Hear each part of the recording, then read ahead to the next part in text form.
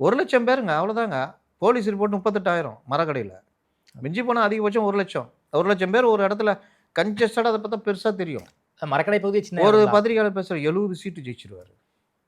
நான் வாழ்நாளே பார்க்காம நம்ம கண்ண மூடிட்டு இருந்தீங்கன்னு தான் அர்த்தம். ஏங்க 2010ல ஜெயலலிதா கூடின கூட்டம் பார்த்தீங்கன்னா, வேற லெவலுங்க. ஏங்க 93ல வைகோவுக்கு வந்த கூட்டம் கூடவா?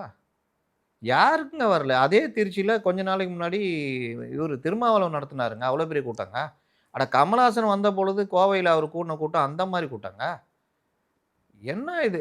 நான் என்ன சொல்றேன், உண்மையிலேயே இதுக்கு வேல்யூ இருக்குன்னா, வேல்யூ இருக்கு. வளர்றாரு. ஓகே. இவரு வந்து ஒரு சக்தியாக மாறுவார். இப்ப நம்ம எதாவது மறுக்கிறோமா?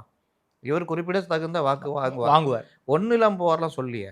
ஆனா, அந்த வாக்கை இவரு ஜெயிக்க வைக்கிறதுக்கு உதவாதுன்னு நம்மளுடைய கருத்து. ஒவ்வொரு ஸ்பாயிலரா தடவையும் இருப்பாருங்கிறீங்க. நான் மாத்துனதே கிடையாது. என்னுடைய இது வந்து இவருடைய இது. யார் காலையாவது வாரி விடுவார். குறிப்பாக திமுக கால வாரி விடுறதுக்கு அதிக வாய்ப்பு இருக்குன்னு தான் நான் அப்பத்துலருந்து பேசிக்கிட்டு இருக்கிறேன். ஓகே. இதுதான் வந்து நிலைப்பாடு. ஒவ்வொரு தடவையும் நம்ம அந்த மைக்க போட்டோம்னா சொல்லுங்க. நான் பார்க்கவே இல்ல வாழ்க்கையிலேயே. நீங்க யாரும் கோச்சிக்கக்கூடாது. இவரு வந்து இவ்வளோ பெர்சென்ட் வாங்குவாரு. 35% வாங்குவாரு.